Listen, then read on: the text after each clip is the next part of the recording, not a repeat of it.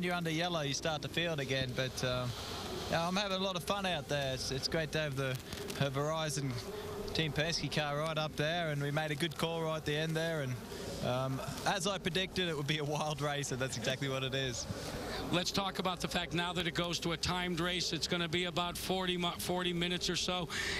Does that change the way you approach this, you and your team, at all? Not really. I think, you know, everyone's going to have to do one more stop. You know, it's all going to be governed by how quickly the track dries. Everyone goes back to slicks. So, you know, maybe you'll have to do a splash at the end. I don't know. I'm a little hesitant to ask you to go back to the start of the race because that could be one of the wildest and wooliest starts we've seen in quite some time. What was it like from your perspective? Well, it was all fine until I got rammed from behind. I don't know who hit me, but yeah, I mean, I was taking it easy into the first turn. I mean, I was close to the guy in front, and then I got hit from behind really hard, and he cut my tire, and that was that. I want to let you in on a secret. Now, Elvis Presley liked banana, too. He liked it, though, with peanut butter, not honey. That's what I was told. The boys were saying that's what Elvis used to eat, so that's got to be good. I'm really going to be in trouble, Bob, if he says, thank you very much. Okay, Will Power running in second spot. Taking a little bit of a breather here under our red flag. Couple of things that I want to talk about. First of all, let me mention that since Marco Andretti was in the race such a short time, yesterday was his 23rd birthday. We need to talk about Gilles de Ferran and the fact that he has become a co-owner of the car that Rafael Matos drives, and we saw the feature on him just a bit ago.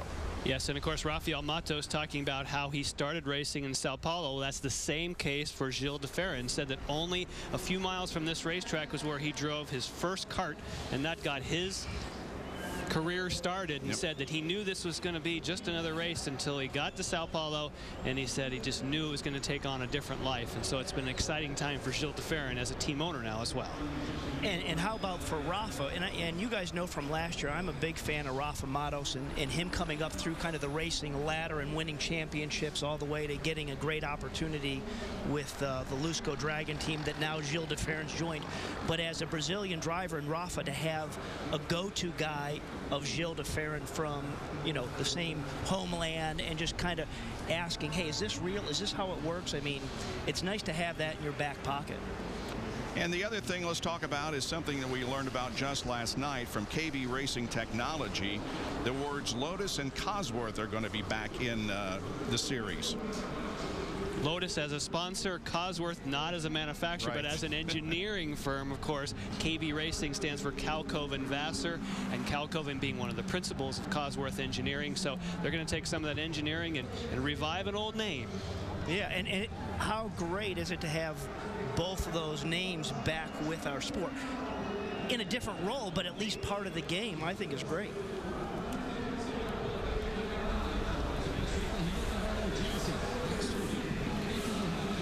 And in 2012, the IZOD IndyCar Series will change chassis. And during our qualifying show yesterday, we gave you a brief look at what the cars may look at, but Jan can further expound upon that. 5 manufacturers have indicated that they would like to get one of their cars. This is one of the angles of the Dallara chassis they're thinking about using. You can see the fairings, the idea to take the drag away from the car. Lola is also going to make a challenge, and part of what they're looking at is that is the very same chassis, but use 2 different body packages, as well as the fact use the same chassis for Indy lights. For Swift, they have an idea of controlling the air a little different way, but those lights, they think about taking a clear plastic panel to show lights for fuel position, brake position, place in the race, things that the fans can see and identify. So all really nice ideas. And then there's a new challenger, BAT, which is Bruce Ashmore, Alan Mertens, Tim Wardrop, all engineers and designers who have been in the series. That is their concept. And then, of course, there is the challenger that you would say is revolutionary. That is the Delta Wing. We have the live model here. This is not a running version, but that's a full-scale model that has been milled out of one solid piece of foam. The idea behind this design It was designed by computer to be one that could have an engine half the size, use half the fuel, but still go 230 miles an hour. Specially made Firestone tires on the front. Look how narrow that is. It's still an open wheel car, but this shape came from being able to have cars run nose to tail. A neat feature at the rear of the car as well. The engine is not an integral part of the chassis. It's called a non-stressed member. You could drop any engine into this car, so you could have competition against manufacturers. And a really cool thing at the back, the power distribution is done by an active differential, meaning that the way the power is put down, you could adjust it in the cockpit, and you wouldn't have to use staggered tires on oval. So definitely revolutionary. And in person, because we have it right here in the studio, I've seen all the pictures, but in person, this thing is radical. Absolutely. It is, and I think it's one of those, we have to have something radical like this to kind of prompt us of thinking, what is the future of IndyCar racing? This may be a little bit far on one side, but it prompts that thought process. And is this the car, is this a speed racer-like car that our fans 15 years from now are going to be used to seeing over here at the Indianapolis 500? Yep.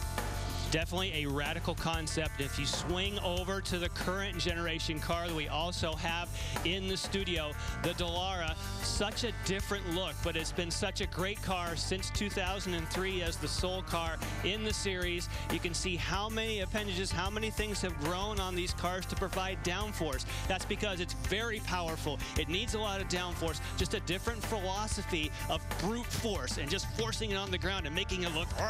The other one is all sleek and aerodynamic. And that's the car that Graham Rahal will be driving. Well, we understand that within 5 to 10 minutes, the cars will be turned loose once again, and we will get back to racing. We are under red because of a tremendous rainstorm that passed over the racetrack a few minutes ago. We talked about Gilles de Ferran just a few minutes ago. Jack has caught up with the former IndyCar 500 winner. And Bob, Gilles de Ferran is making some notes in his notebook. And, you know, as a reporter, I want to look over, and then I realized he's writing them in Portuguese. Very smart on your part. First of all, welcome back to IndyCar racing at this level in the IZOD IndyCar Series. Getting together with Steve Luxo and with Jay Penske, what has, first of all, been your biggest challenge? And second of all, what's it been like to work with those two guys? I tell you, I'll answer the second part first. I mean, both, I know Jay for over 10 years, and he's a great friend, and working with him it's been a pleasure. I mean, he's a very energetic guy, and highly intelligent, and Steve, I mean, he needs no introduction. I mean, he's a bit of a superstar, really, and I'm really learning a lot from Steve already. And you know, just I guess getting started over here, a lot to do, a lot to take in, you know, and just trying to get some traction here, as he used to say. Well, it's good to have you back, and we wish you the best of luck the whole season. Thanks. Thank you very much. Thank you. The winner of the 2003 Indianapolis 500, Gilles de Ferran. And it's also good to see this guy back in the cockpit. That, of course, is Vitor Meira, who returns to the A.J. Foyt team for the first time since Indianapolis last year, when he, of course, had a rather ugly wreck. Broke a couple of vertebrae and put him on the sidelines for the rest of the year. But Vitor is looking good here, running in 8th position at the break, 35 laps completed. And as you can see, the drivers are putting their helmets back on. And hopefully we'll get back to racing soon. Here is the crash that sidelined Vitor Meira during the 500 last year. Going into turn 1. There's the contact with Rafa Matos, who we just talked to. Gilles de Ferran right before that, joined that team. And boy, at real speed, you can just feel that impact. That was a big hit, and so great to see him back. Track crew is working at the exit of the pit area at turn number 6. Shouldn't be too much longer. Stay with us for more of the Sao Paulo Indy 300. On Versus, we'll be back with more in just a moment.